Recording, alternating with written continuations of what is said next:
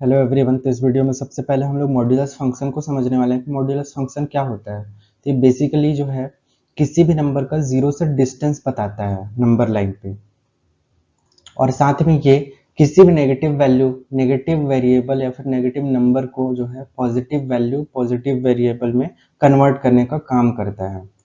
जैसे हमारे पास यहाँ पे कुछ एग्जांपल्स हैं। जैसे ये हमारा फर्स्ट एग्जांपल है, -1 का मोड हम लोग को निकालना है, तो ये 1 निकल के आएगा। ये पॉजिटिव वैल्यू में कन्वर्ट कर देगा, और -1 जो है 0 से 1 के डिस्टेंस पे मौजूद है। ये हमारा 1 निकल के आया, दैट मीन्स इसका जो डिस्टेंस है 0 से वो 1 है। जैसे यहाँ पे अब -2 है, -2 का अगर हम लोग मॉड निकालें तो ये 2 निकल के आएगा। -3 का अगर मॉड निकाला जाए तो ये हमारा 3 निकाल के आएगा। इसी तरीके से हमारा फोर्थ एग्जांपल है। जैसे अगर हमारे पास यहाँ पे है -x, तो इसको मॉड के अंदर जब हम लोग रखते हैं तो ये x निकल के आता है। तो ये प्रॉपर्टी रहती है मॉड्यूलस फंक्शन की, जो किसी भी नेगेटिव नंबर को पॉजिटिव नंबर में कन्वर्ट कर देता है। उसके अलावा जैसे कोई भी नंबर है जो ऑलरेडी पॉजिटिव है तो वो पॉजिटिव में ही रहेगा, ये नेगेटिव में कन्वर्ट नहीं होता। जैसे यहाँ पे हमारा मॉड ऑफ 5 है तो ये 5 ही रहेगा। Question number 4 है, show that the modulus function f such that r tends to r given by fx equals to mod of x is neither 1 1 nor on 2, where mod x is x if x is positive or x is mod of x is minus x if x is negative। तो हमको जो function given है such that r tends to r है, उसके अलावा जो mod of x है इसको हम लोग को प्रूव करके दिखाना है कि ना तो 1 1 है और ना ही ऑन 2 है। तो क्वेश्चन में जो जो चीजें हैं वो लिख लेते हैं। सबसे पहले हमारा फंक्शन है f such that r tends to r, ये रियल नंबर से रियल नंबर पर डिफाइंड है। उसके अलावा fx की जो वैल्यू गिवन है वो हमारे पास है मॉड ऑफ x।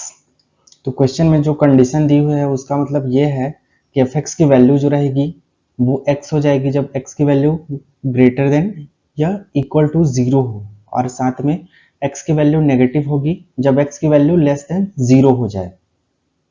अब क्वेश्चन का फर्स्ट पार्ट जो है 1 1 वो चेक करते हैं एरो डायग्राम के थ्रू।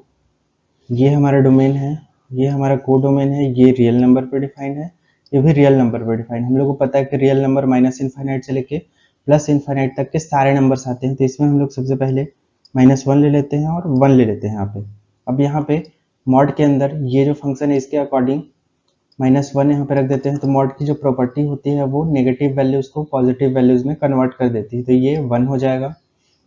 उसके अलावा अगर हम लोग यहाँ पे 1 ले लेते हैं तो इसकी वैल्यू भी 1 हो जाएगी। मतलब दो जो एलिमेंट हैं उसके जो हमको इमेज मिलेंगे वो सेम मिलेंगे। मतलब -1 और 1 के जो इमेज मिलेंगे वो 1 मिलेगा और 1 ही मिलेगा इसका। मतलब -1 का इमेज 1 पे, 1 का इमेज भी 1 पे। मतलब ये फंक्शन जो है वो 1 1 तो नहीं है, क्योंकि दो एलिमेंट के सेम इमेज नहीं मिलने चाहिए। अब इसको मैथमेटिकल वे में लिख लेते हैं। जैसे सपोज x1, x2 बिलोंग करता है हमारा सेट ऑफ रियल नंबर पे या डोमेन पे, तब हम लोग जानते हैं ये fx1 इक्वल्स टू fx2 होना चाहिए। अब हम लोग fx1 इक्वल्स टू सपोज कर लेते हैं। लेट्स सपोज x1 की वैल्यू -1 और x2 की वैल्यू जो है इसको हम लोग 1 रख लेते हैं। तो यहाँ पे हो जाएगा f -1 इक्वल्स टू f1। ये वाली साइड पे हो जाएगा -1 और ये वाली साइड पे ये 1 हो जाएगा। अब ये भी हमारा 1 हो जाएगा और ये भी हमारा 1 हो जाएगा। तो हमको -1 और 1 का जो इमेज है वो 1 ही मिल रहा है दोनों साइड पे। तो हम लोग ये बोल सकते हैं function, so function isn't on 1 1। अब क्वेश्चन का जो सेकंड पार्ट है जिसमें हम लोग को ऑन टू चेक करना है, इसके लिए हम लोग ऐसे करते हैं y belongs to set of real number या फिर को डोमेन,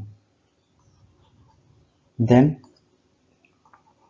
y इक्वल्स टू, ये fx के इक्वल होता है हम लोग को पता है, y equals to mod of x। लोग यहाँ पे एक एग्जांपल ले लेते हैं। जैसे हमारा ये y इक्वल्स टू -1 है, तब यहाँ पे हम लोग ऐसे रखते हैं -1 equals to mod of x।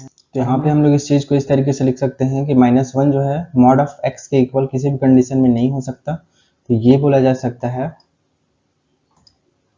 Function isn't on to, मतलब हमारा जो मॉड्यूलस फंक्शन रहता है वो ना तो किसी भी तरीके से 1 1 हो सकता है और ना ही ऑन टू हो सकता है।